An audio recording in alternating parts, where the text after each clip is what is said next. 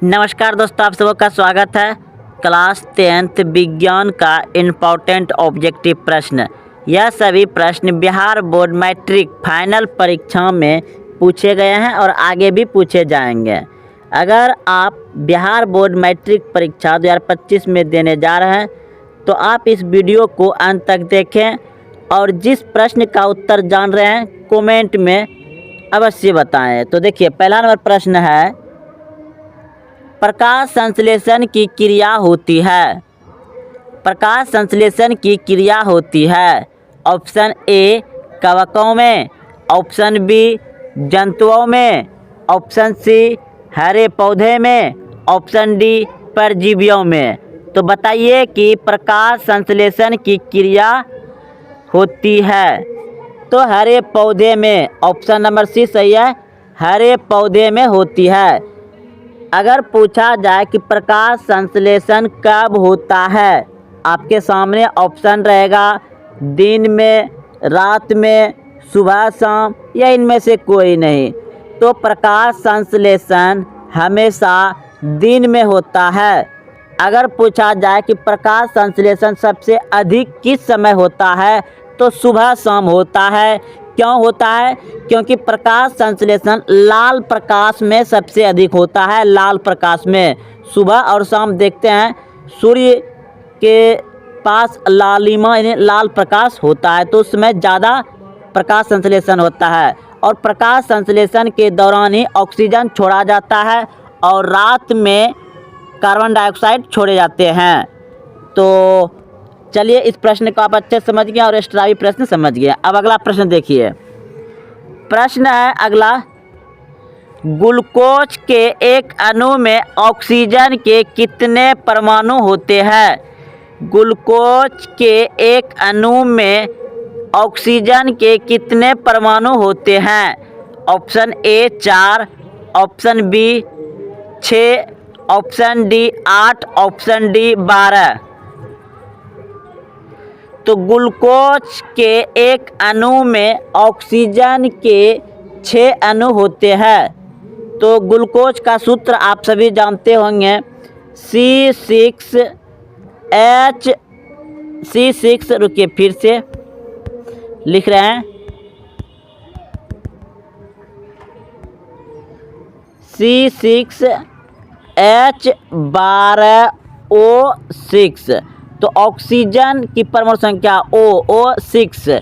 तो option number कितना हो जाएगा? बी। चलते हैं अगले प्रश्न की ओर। अगला प्रश्न देखिए, किस खाद्य पदार्थ से हमें उचित मात्रा में आयोडीन प्राप्त हो सकता है? किस खाद्य पदार्थ से हमें उचित मात्रा में आयोडीन प्राप्त हो सकता है? ऑप्शन ए चीनी, ऑप्शन बी चावल, ऑप्शन सी नमक, ऑप्शन डी इनमें से कोई नहीं।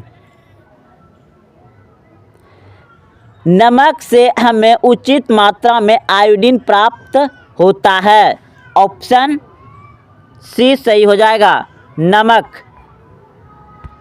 अगला प्रश्न देखिए। अगला प्रश्न है, मनुष्य और अन्य मांसाहारी जीव निम्नलिखित में किसका पाचन नहीं कर पाते? मनुष्य और अन्य मांसाहारी जीव निम्नलिखित में किसका पाचन नहीं कर पाते? Option A protein, option B cellulose, option C वसा, ऑप्शन डी इनमें से कोई नहीं।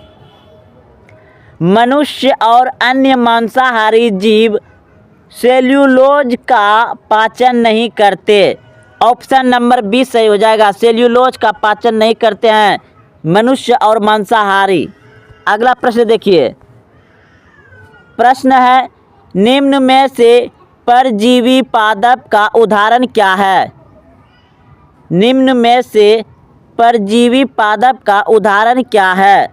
Option A bacteria, option B काष्ठकुटा, ऑप्शन सी विषाणु, ऑप्शन डी कवक। काष्ठकुटा परजीवी पादप का उदाहरण है। ऑप्शन नंबर बी सही है। अगला प्रश्न देखिए, अगला प्रश्न है मनुष्य के मुख गुहा में कितने जोड़े लार ग्रंथियां पाई जाती है? मनुष्य के मुख गुहा में कितने जोड़े लार ग्रंथियां पाई जाती है? Option A 1, option B 2, option C 3, option D 4। मनुष्य के मुख गुहा में 3 जोड़े लाल ग्रंथियां पाई जाती है, 3 जोड़े, ऑप्शन नंबर सी, 3 जोड़े पाए जाते हैं, ऑप्शन नंबर सी। अगला प्रश्न देखिए, दांत की सबसे ऊपरी परत है, दांत की सबसे ऊपरी परत है, option A dentine, option B enamel, option C अस्थि, ऑप्शन डी क्राउन। इनामेल दांत का सबसे ऊपरी परत है, इनामेल, ऑप्शन नंबर बी सही हो जाएगा। अगला प्रश्न देखिए, मुख गुहा में आहार का कौन सा भाग का पाचन होता है? मुख गुहा में आहार का कौन सा भाग पाचन होता है? प्रोटीन, कार्बोहाइड्रेट, वसा, न्यूक्लिड। मुख गुहा में आहार का कार्बोहाइड्रेट भाग का पाचन होता है, कार्बोहाइड्रेट, यानी option number B, option number B सही है, कार्बोहाइड्रेट का पाचन होता है। अगला प्रश्न देखिए, प्रश्न है स्वपोषी पोषण के लिए आवश्यक है। स्वपोषी यानी स्वयं जो अपना खाना खाते हैं, अपना बनाते हैं, तो स्वपोषी पोषण के लिए आवश्यक है। तो स्वपोषी पोषण आपका पेड़ पौधे यानी पत्ता में जो खाना बनाता है, सूर्य का प्रकाश और वर्णहरित, कार्बन डाइऑक्साइड, इनमें सभी हो जाएगा, इनमें सभी हो जाएगा, ऑप्शन नंबर डी, इनमें सभी, वर्णहरित, पर्णहरित और सूर्य का प्रकाश, कार्बन डाइऑक्साइड, इनमें सभी, ऑप्शन नंबर डी सही है, तीनों। अगला प्रश्न देखिए, अगला प्रश्न है प्रकाश संश्लेषण क्रिया में ऑक्सीजन बाहर निकालता है। प्रकाश संश्लेषण क्रिया में ऑक्सीजन बाहर निकालता है, ऑप्शन ए जल से, ऑप्शन बी CO2 से, ऑप्शन सी ग्लूकोज से, ऑप्शन डी डिक्टेरियोजम से, डिक्टेरियोजम से, डिक्टेरियोजम से, डिक्टेरियोजम से, बताइए। तो इस प्रश्न का उत्तर हो जाएगा प्रकाश संश्लेषण की क्रिया में वायुमंडलीय CO2 का ही स्थिरीकरण का होता है, यानी ऑप्शन नंबर बी हो जाएगा, ऑप्शन नंबर बी, CO2 से, CO2 से। अगला प्रश्न देखिए, प्रश्न है मैग्नीशियम पाया जाता है, मैग्नीशियम पाया जाता है, ऑप्शन ए क्लोरोफिल में, ऑप्शन बी लाल रक्त कण में, ऑप्शन सी वर्ण लवक में, ऑप्शन डी श्वेत रक्त कण में। मैग्नीशियम पाया जाता है, मैग्नीशियम पाया जाता है पौधे में क्लोरोफिल के अणु में सिर तथा पूंछ 2 भाग होते हैं। सिर वाले भाग एक टेंटा प्रयोल रिंग का बना होता है जिसका केंद्र में मैग्नीशियम पाया जाता है, यानी ऑप्शन नंबर ए क्लोरोफिल में। मैग्नीशियम कहाँ पाया जाता है? क्लोरोफिल में, ऑप्शन नंबर ए। क्लोरोफिल वर्णक का रंग है, क्लोरोफिल वर्णक का रंग है, ऑप्शन ए हरा, ऑप्शन बी नीला, ऑप्शन सी लाल, ऑप्शन डी सफेद।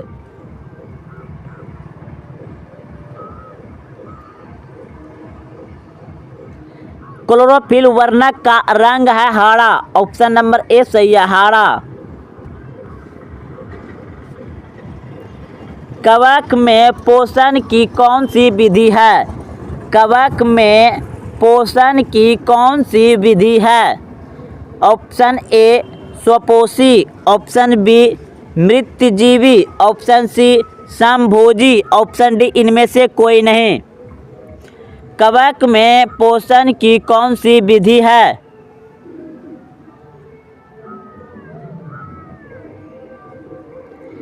ऑप्शन नंबर बी हो जाएगा मृतजीवी। मृतजीवी पोषण प्रपोषण की एक विशिष्ट विधि है जिसमें मृत जंतुओं एवं पौधों के शरीर से जीव अपना भोजन घुलित कार्बनिक पदार्थ के रूप में अपने शरीर की सतह से अवशोषित करते हैं, जैसे कवक, यीस्ट, मशरूम, बैक्टीरिया। अगला प्रश्न देखिए, सरीगली चीजों पर पोषित होने वाले पौधे क्या कहलाते हैं? सरीगली चीजों पर पोषित होने वाले पौधे क्या कहलाते हैं? ऑप्शन ए परजीवी, ऑप्शन बी मृतजीवी, ऑप्शन सी परपोषी, ऑप्शन डी स्वपोषी। सरीगली चीजों पर पोषित होने वाले पौधे क्या कहलाते हैं? मृतजीवी। मृतजीवी सरीगली चीजों एवं मृत जंतुओं और पौधों से अपना भोजन घुलित कार्बनिक पदार्थ के रूप में शरीर के सतह से अवशोषित करते हैं। ऑप्शन बी मृतजीवी हो जाएगा, ऑप्शन बी। कवक में पोषण की कौन सी विधि है? कवक में पोषण की कौन सी विधि है? तो मृतजीवी ऑप्शन नंबर बी सही है, यह विस्तृत हो चुका है। अगला प्रश्न देखिए, सरीगली चीजों पर पोषित होने वाले पौधे क्या कहलाते हैं? तो मृतजीवी, यही प्रश्न हो चुका है, ऑप्शन नंबर बी हो जाएगा। अगला प्रश्न देखिए, पत्तियों में गैसों का आदान प्रदान कहाँ होता है? पत्तियों में गैसों का आदान प्रदान कहाँ होता है? ऑप्शन ए सिरा, ऑप्शन बी रंध्र, ऑप्शन सी मध्य सिरा, ऑप्शन डी इनमें से कोई नहीं। पत्तियों की बाह्य त्वचा की रंध्र कोशिकाओं के मध्य एक छिद्र होता है जिसे रंध्र कहते हैं। रंध्रों से वायुमंडल का CO2 युक्त वायु पत्तियों के भीतर कोशिकाओं में विसरण द्वारा पहुंचाता है।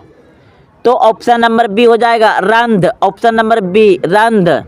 अगला प्रश्न देखिए, शरीर की सबसे बड़ी ग्रंथि कौन है? शरीर की सबसे बड़ी ग्रंथि कौन है? ऑप्शन ए लार ग्रंथि, ऑप्शन बी आमाशय, ऑप्शन सी यकृत, ऑप्शन डी थायराइड।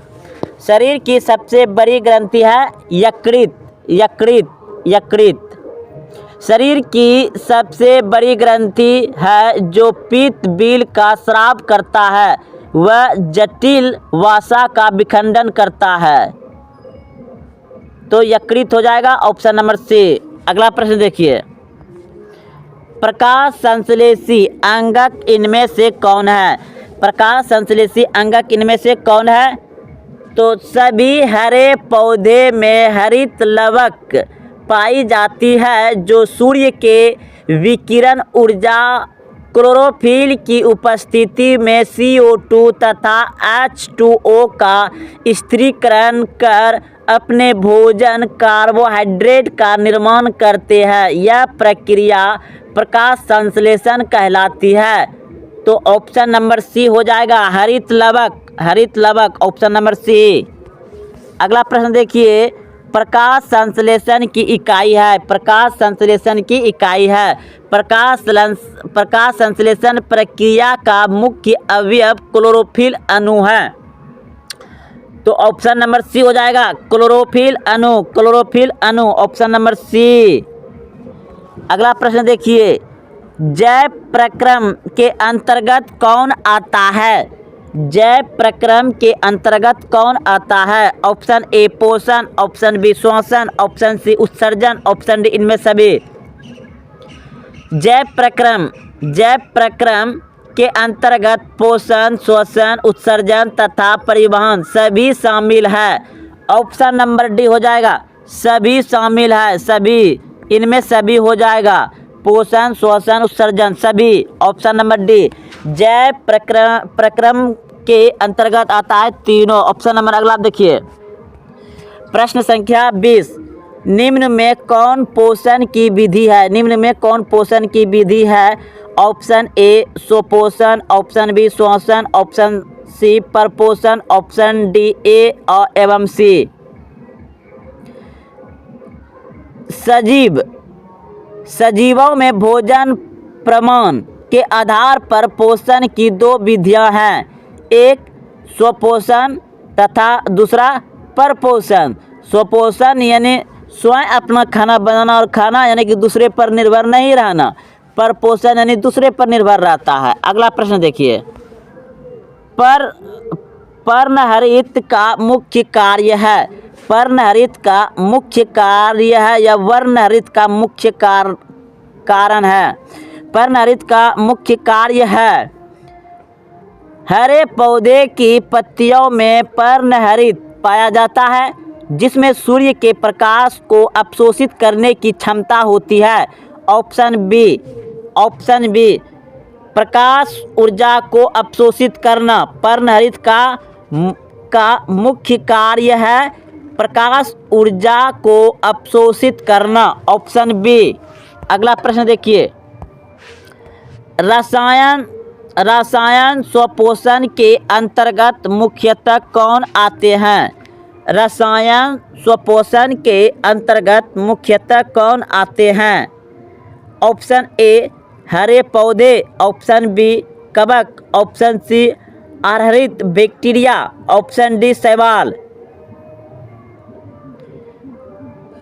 अहरित बैक्टीरिया कार्बनिक पदार्थ से अपने कार्बनिक भोज्य पदार्थ का निर्माण स्वयं करते हैं। यह प्रक्रिया रसायन संश्लेषण कहलाती है तथा ऐसे जीव रसायन स्वपोषी कहलाते हैं। ऑप्शन नंबर सी हो जाएगा, ऑप्शन नंबर सी।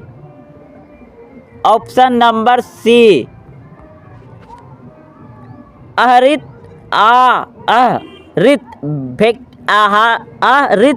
बैक्टीरिया, ऑप्शन नंबर सी सही है। तो दोस्तों, यह बिहार बोर्ड मैट्रिक फाइनल परीक्षा 2025 के लिए विज्ञान का अति महत्वपूर्ण ऑब्जेक्टिव प्रश्न थे। अगर आप पहले से जान रहे थे जिस भी प्रश्न का उत्तर, तो कमेंट में बताए होंगे और आप बताइएगा कि पहले से कितने प्रश्न का उत्तर पहले से जान रहे थे। अपने दोस्तों में शेयर करें, वीडियो को लाइक करें, कमेंट करें कैसा लगा। फिर मिलते हैं अगले वीडियो में। जय हिंद, जय भारत।